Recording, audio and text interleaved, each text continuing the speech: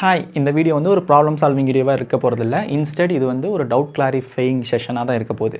So doubts எங்கேருந்து கேட்டிருக்காங்கன்னா, Atwood machine அப்படி ஒரு வீடியோ போட்டிருப்போம். அது கீழே இந்த ஒரு கமெண்ட்டில் கேட்டிருந்த ஒரு டவுட்டும், as well as ஒரு ஸ்டூடெண்ட் மெயில் பண்ணி கேட்டிருந்த டவுட்டும், இந்த ரெண்டு பற்றி தான் இந்த வீடியோவில் டிஸ்கஸ் பண்ண போகிறோம். சரி, ஓகே. ஃபஸ்ட்டு டவுட் என்னென்னா, அட்வுட் மிஷின்ஸ் அதுக்கு ரிலேட்டடாக ஒரு ப்ராப்ளம் போட்டிருப்போம். அதில் இந்த மாதிரி 2 different masses 10 kg 12 kg connect பண்ணியிருப்பாங்க. such that at t equal to 3 செகண்ட்ஸில் இதோட ஸ்பீட் என்ன அண்ட் இது எவ்வளோ டிஸ்டன்ஸ் மூவ் ஆயிருக்கும் ஈச் மாஸ் அப்படின்னு சொல்லி கொஷினில் இருக்குது. ஸோ அதுக்கு ஜஸ்ட் எக்ஸ்பிளைன் பண்ணி I have drive the solution such that இந்த ஆன்சர் வந்துச்சு. அது வந்து ஆப்ஷனோட மேட்ச் ஆகிடுச்சு, டிக் பண்ணிட்டோம். பட் அந்த ஸ்டூடெண்ட்க்கு என்ன டவுட்னா, ஃபஸ்ட் டவுட் நீங்கள் ஃபைன் பண்ணது total velocity and total distance. அதாவது இப்போ நான் இங்கே கண்டுபிடிச்சிருக்கேன்ல, அதை நான் என்ன கிளைம் பண்ணுறேன்னா, இந்த ஈச் மாஸோட speed at 3 seconds and distance move at 3 seconds அப்படின்னு நான் கிளைம் பண்ணுறேன். பட் அவர் என்ன கிளைம் பண்ணுறாருனா, நீங்கள் கண்டுபிடிச்சது வந்து total distance and total velocity அப்படின்ற மாதிரி. ஸோ இதுக்கு என்னோட ஆன்சர் என்ன அப்படின்னா, இது ஈக்குவேஷன்ஸ் தான். நான் ஃபஸ்ட் எடுத்தோடனே இந்த ப்ராப்ளம் அப்ரோச் பண்ணும்போது ஒரு ஈக்குவேஷன் எடுத்திருக்கேன். பேஸ்ட் ஆன் டென்ஷன் அண்டு அந்த டோட்டல் லாஸ் ஆஃப் மோஷனில் வந்து அந்த டோட்டல் ஃபோர்ஸ் வந்து நம்ம ஈக்குவல் பண்ணியிருப்போம்ல. ஸோ அதை பேஸ் பண்ணி ஒரு ஈக்குவேஷன் எழுதியிருக்கேன்.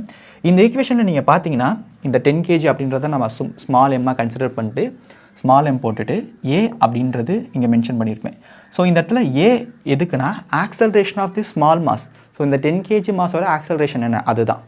சிமிலர்லி இந்த 12 kg வந்து நான் கேபிட்டல் எம் அப்படின்ற மாதிரி ஜஸ்ட் டிஃபைன் பண்ணிவிட்டு கேபிட்டல் எம் ஈக்குவல் டு அந்த ஈக்குவேஷன் செட் ஆஃப் ஈக்குவேஷன் போட்டு ஏ அப்படின்னு மென்ஷன் பண்ணியிருப்பேன். இந்த ஏ அப்படின்றது என்னென்னா கேபிட்டல் எம்மோட ஆக்சலரேஷன். லக்கிலி ரெண்டுமே நமக்கு ஒரு ஸ்ட்ரிங்கால் இன்எக்ஸ்டென்ஷபிள் ஸ்ட்ரிங், அது ரொம்ப முக்கியம். அதனால் கனெக்ட் பண்ணப்பட்டதுனால இது என்ன ஆக்சலரேஷனில் மூவ் ஆகுதோ சிமிலர் ஆக்சலரேஷனில் தான், சேம் ஆக்சலரேஷனில் தான் அதுவும் மூவ் ஆகும். But it will move in upward direction, that will move in downward direction. So டைரக்ஷனில் சேஞ்சஸ் வரும், but magnitude remains same. So இதுதான் என்னோடய ஆன்சர். ஏன்னா இங்கே பாருங்கள், ஸோ இந்த ஆக்சலரேஷன் நான் இங்கே கண்டுபிடிச்சிருக்கேன். ஸோ ஃபர்தராக அதுக்கப்புறம் வேல்யூ சப்ஸ்டியூட் பண்ணி ஆக்சலரேஷன் கண்டுபிடிச்சிருக்கேன்.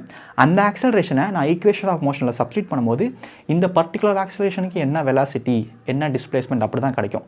ஸோ நான் ஆல்ரெடி சொன்ன மாதிரி அந்த பர்டிகுலர் ஆக்சலரேஷன் நான் ஒரு பர்டிகுலர் ஈச் மாசஸ் தான் எடுத்திருக்கேன். ஸோ ஆஃப்கோர்ஸ் வரக்கூடிய ஆன்சரும் ஈச் மாசஸ்க்காக தான் இருக்கும். பட் இதை இன்னும் ஃபர்தராக கிளாரிஃபை பண்ணணும்னா நான் ஒரு கேட்டிருந்த செகண்ட் அவுட் வந்து நம்ம ஃபர்தராக டிஸ்கஸ் பண்ணோம்.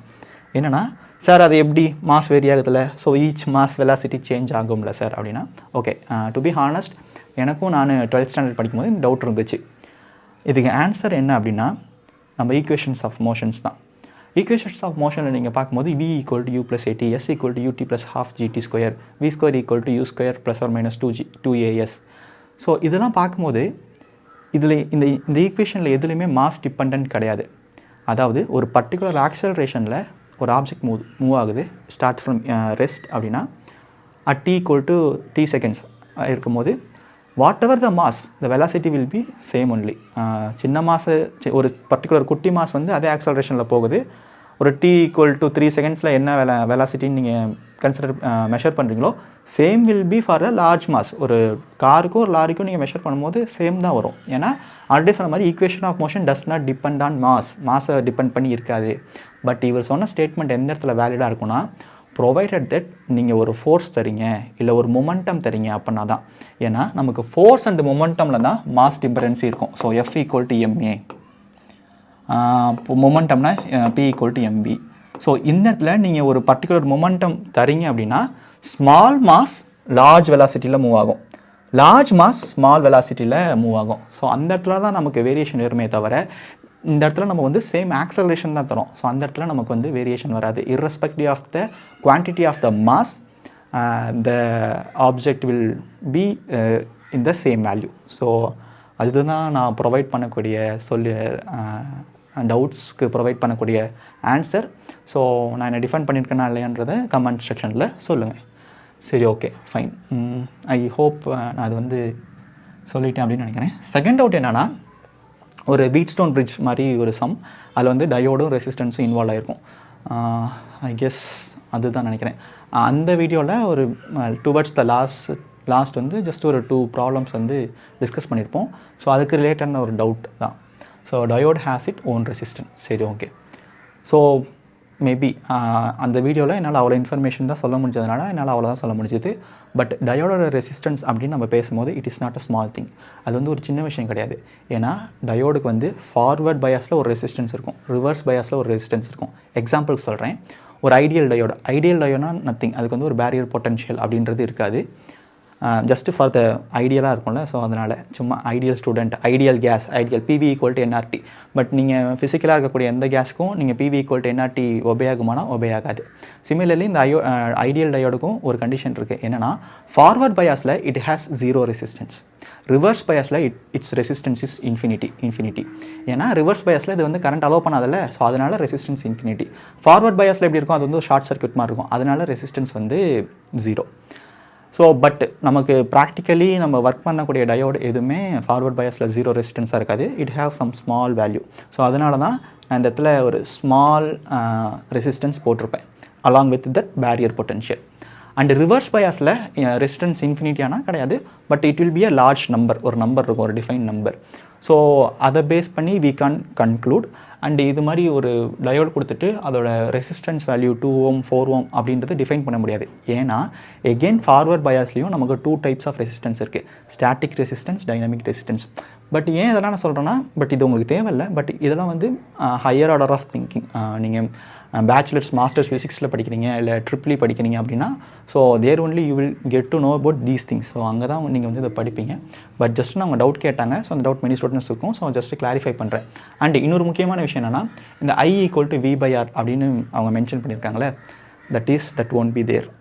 ஏன்னா நம்ம வந்து கரண்ட் எலக்ட்ரிசிட்டியில் நீங்கள் படிக்கும் போது படிச்சிருக்கலாம், ohmic device, non ohmic device. So இந்த கெப்பாசிட்டர் அப்படின்றது இந்த டயோட் அப்படின்றது எல்லாமே non ohmic device. So it won't obey ஓம்ஸ்ல.